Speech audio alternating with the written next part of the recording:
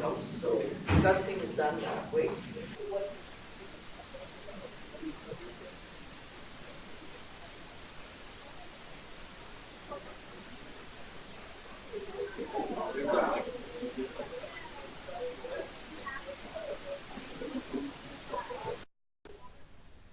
Bill is off site, so I'm kicking us off today. So come on in, have a seat. Welcome to all the other sites as well. I don't think there's any announcements unless I am wrong. Does anyone have an announcement? Okay, good. Well, I'm starting today because I have asked my good friend Elmer to come in and speak with us this morning. I know Elmer because I play in the Center Street Orchestra, and he has been leading the orchestra for, I was going to ask you how long, 15 years? Longer? Okay. No, I've been there 8, so longer than... He's been helping out for a long time, and I've always felt really blessed to have his leadership. So to give you, and he's here with his wife Marilyn, and so to give you some background on Elmer, he received his Bachelor of Music degree from the University of Calgary in piano and composition, and then he later completed a Master of Music degree from the University of Alberta in piano and composition. And I just thought this week it would have been nice if I just got a piano in here and we could have sat for half an hour and listened to Elmer play, because it is a real treat when we get to hear Elmer play. So that's a plug for the church too, if you ever want to just come to Center Street and listen. But it is a pleasure. After completing the music studies, Elmer embarked on a 36-year teaching career with the Calgary Catholic School District, and he taught at Bishop Grandin High School. I am blessed in our orchestra practices to get little snippets of Elmer's life, and I feel like when I hear those stories from him, he's the type of man that we should make a movie about, because he started, from what I understand, he started this program with no instruments and no fundraising and no students that were interested, and had to really build it up. And he gave a lot of students a chance to travel the world and learn a skill and be proud of themselves in ways that they might not ever have been able to do, and that changed a lot of lives. So we don't have a movie, but we do get to listen to him this morning. He was also the recipient of many awards for teaching and conducting excellence, including the Prime Minister of Canada Award for Teaching Excellence. And besides his impressive career, he's had numerous life experiences. So I don't get the chance much to rave on Elmer and talk about how great he is. He's a very humble man, and he doesn't talk that way about himself either. So I'm excited that I get this chance now, and that we can welcome him together. So give him a round of applause.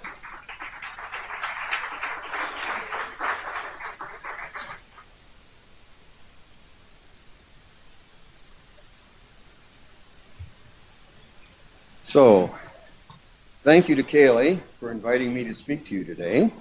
It is a real honor. And I would like to share a bit of my journey as an educator for you. After completing years of formal education, mostly in the field of music, I accepted a teaching position at Bishop Grandin High School, where I would spend the next 36 years of my life. At the end of my tenure, I realized that I could have been equally successful as an electrician, given that I was such a poor conductor. I mean poor in the fiscal sense, not skill level, although some people might challenge that point. Bishop Grandin High School was the name, and it was named in honor of Vital Justin Grandin, who in 1850, despite a pronounced lisp, ill health, and incomplete studies, pursued seminary training to become a priest. However, after being rejected from a Paris mission seminary due to his pronounced speech impediment, he turned to another order where he was admitted and took religious vows.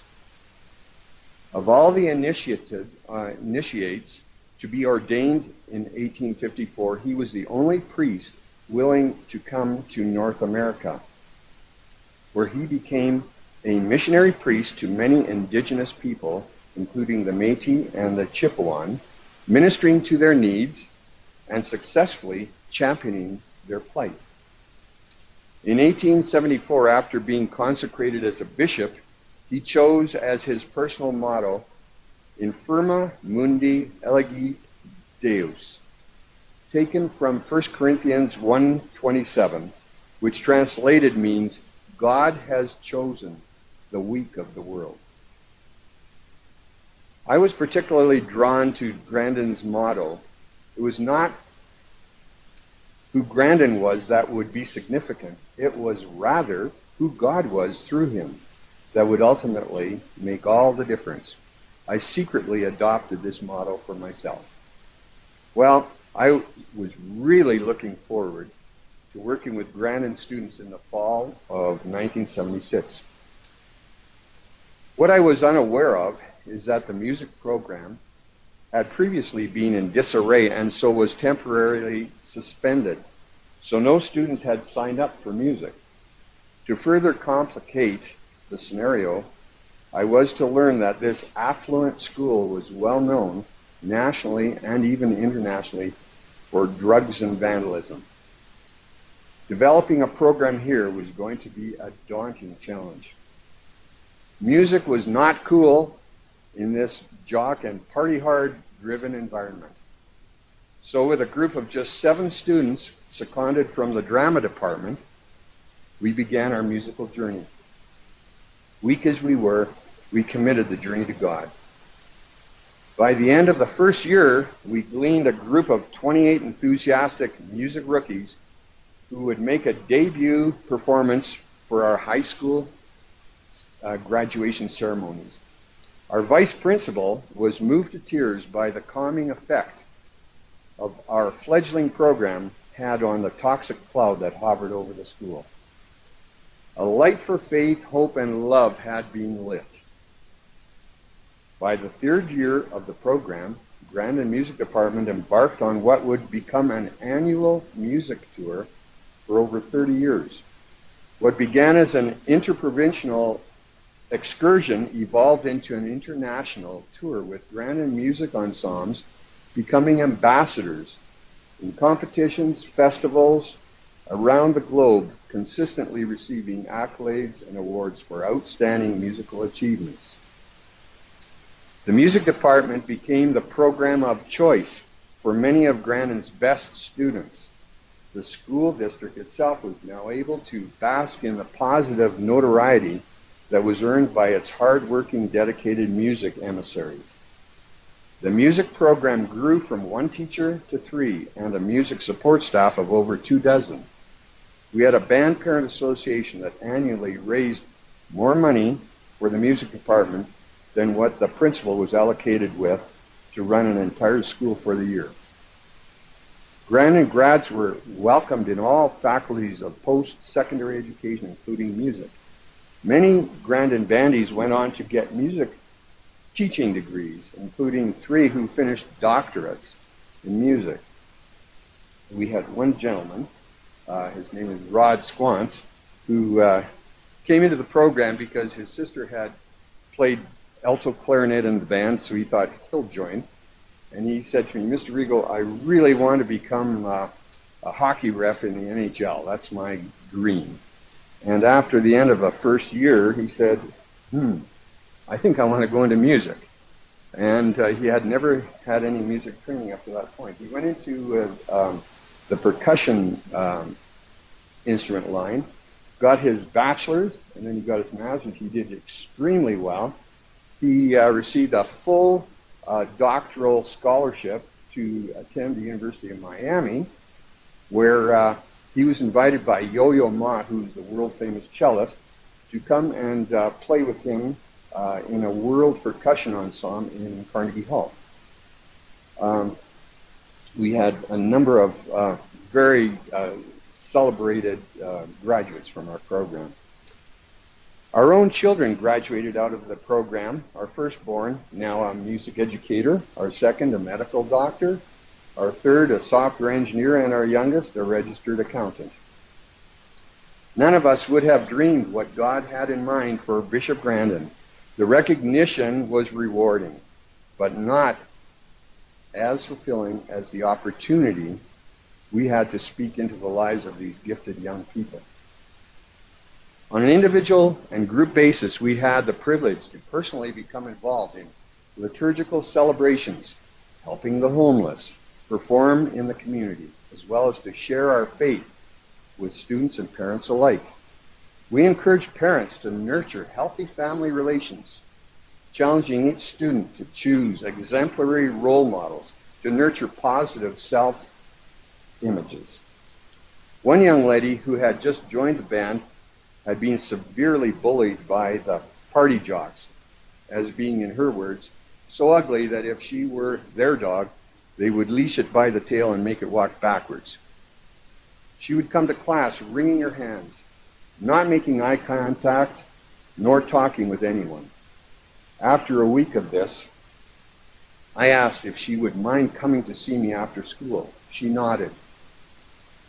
We spent the first 15 minutes playing a kind of charades where I asked her questions to which she would either nod or shake her head. Finally, I hit on a question that broke the silence. Do you like to read? To which she nodded yes, to which I responded, on average, how many pages do you read per day? The silence was broken. She said, about 300 to 350 pages a day. I took this as an opportunity to commend her for her speed of light literacy levels. She finally opened up. I asked her to describe her life over the past year. She said after school she would go home to her room, read until supper, after which she would cloister herself back in her seclusion to read until sleep overcame her. Each day followed the same ritual. She was trapped in this spell for over a year. After more probing, I learned that she had a very attractive, intelligent, and talented older sister with whom she just could not possibly measure up. After a lot of encouragement to this fragile young lady, I gave her a challenge. I said, tonight when you are hunkered in your room reading and you hear your sister playing the piano, I challenge you to put your book down, go to the piano and tell your sister just how beautifully she plays, how gifted she is, how much you enjoy listening to her, and how happy you are that she is your sister. Then come tomorrow to let me know how everything turned out. The next morning, when I arrived at school early, she was already waiting for me. I asked her what happened, although I already guessed by the uncontained smile that stretched to her earlobes. Of course, after initiating a heartfelt compliment, her sister returned the kindness to her. I told her to treat her peers at school in the same manner. Within 1 week, a year-long curse was broken and a beautiful young lady emerged. Her neurosis disappeared, she made a full recovery and was soon enjoying the companionship of many friends. After graduation, she entered library sciences. Surprise, surprise.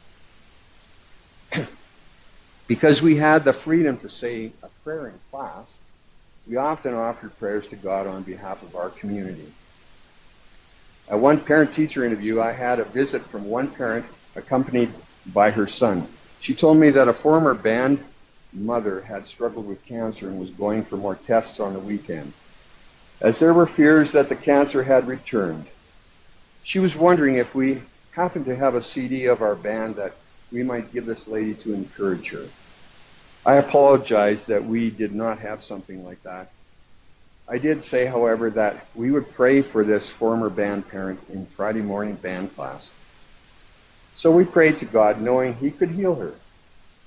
Early Monday morning, the band student came to school early to find me. He said, guess what? They could not find any cancer. I told him I would like him to share that news Wednesday evening at the end of the marching band practice.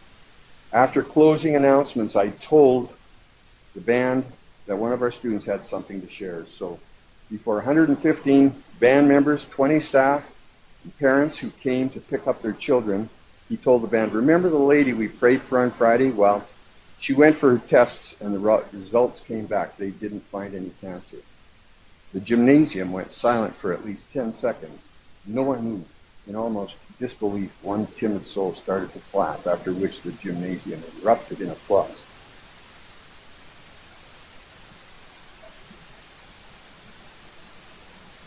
That was the beginning of 10 years of intentional prayer where students brought personal prayer requests to school for us to pray for, that started a mustard seed of faith in the hearts of these young people who didn't often pray personally to God for his protection and love. One troubled man that joined the band came from a very dysfunctional, harsh home life, his brother having a prison record. Although he tended to be mean-spirited, we tried to return kindness to him. That was often quite difficult. I wished him well in his life after graduation. 2 years later, he returned to school to personally apologize for the grief he had caused us. He also said that in the 2 years since graduating, he embraced Christ in his life and now is going into post-secondary college to train to become a youth pastor. What a transformation.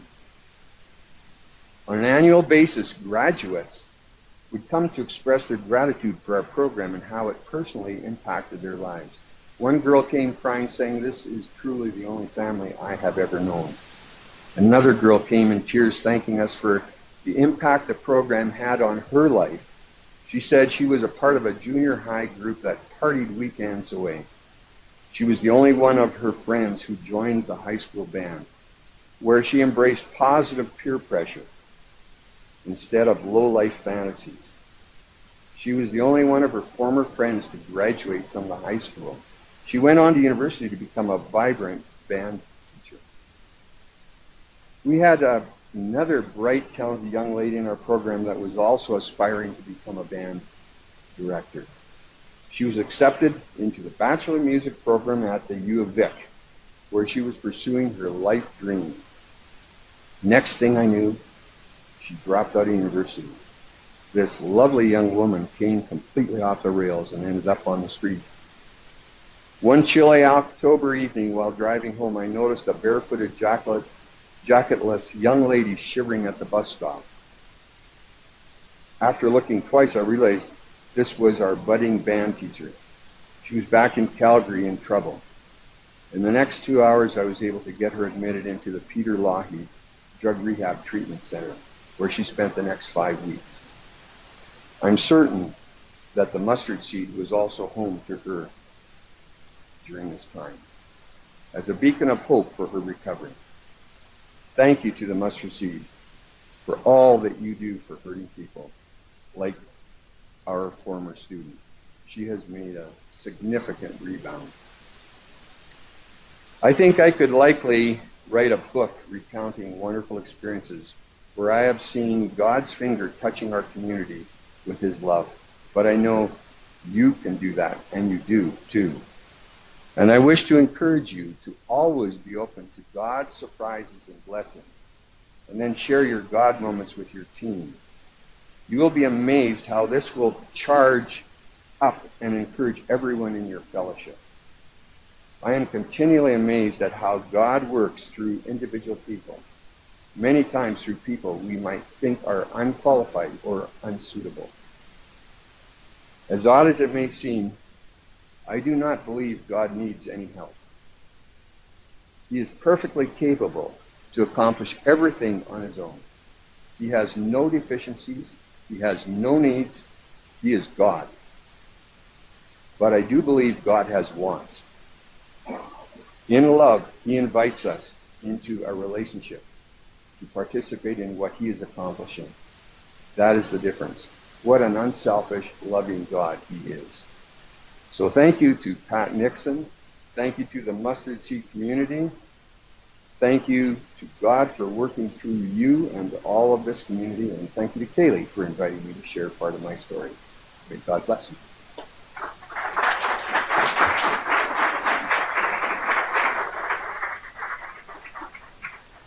Before everybody leaves, I'd love to just say a prayer over what we're doing today, and thanks for Elmer. Dear God, thank you for all the great speakers we get to hear each week here at Faith Connect, and thank you for the wisdom you impart, especially this morning through Elmer.